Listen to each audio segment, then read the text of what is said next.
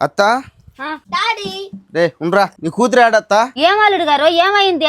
నీ భార్య ఇంట్లో నిద్రపోతున్నదయ్యా. అదేమి ఇక్కడ ప్రశాంతంగా నిద్రపోతున్నది. నేను పనిలో ఉంటే ఊరికే 10 సార్లు ఫోన్ చేసి ప్రతి చిన్న విషయం చెప్తానే ఉంటది ఏదో ఒకటి. నేను ప్రశాంతంగానే ఉండేది, అందుకే పని వదులుకొని వచ్చినాను ఇప్పుడు. డాడీ పని వదులుకొని వచ్చినా పని లేదని వచ్చినా నిజం చెప్పా. మీరా నా కొడక, మీ అమ్మ అట్లాంటి సార్లు తినేసి మిమ్మల్ని కూడా ఉజ్జుకొలుపుతుంటది నా మీదకి. పట్టుకున్నా ఏంటి అల్లుడు గారు మీ ఫెస్టేషన్ ఏమైంది?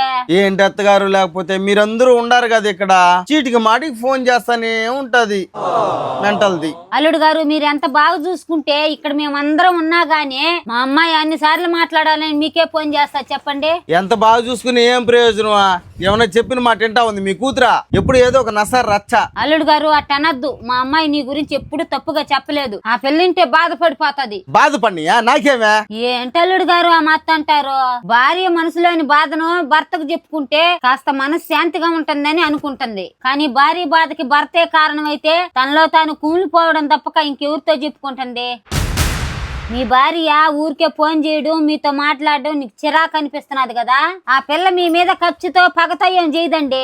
తనలోని ఆవేదన ఎవరికి చెప్పుకోలేక మీరే శాశ్వతం, మీరే సర్వస్వం అని నమ్ముకుంది కాబట్టి మీకే చెప్పుకోవడానికి ఇష్టపడుతుంది. ఇద్దరి మధ్య అర్థం చేసుకునే గుణం ఉంటే సంసారం సాఫీగా జరుగుతుంది. భర్త అంటే అవసరం ఉన్నప్పుడు చేయి వేయడం, కోపం వచ్చినప్పుడు చేయి చేసుకోవడం కాదు.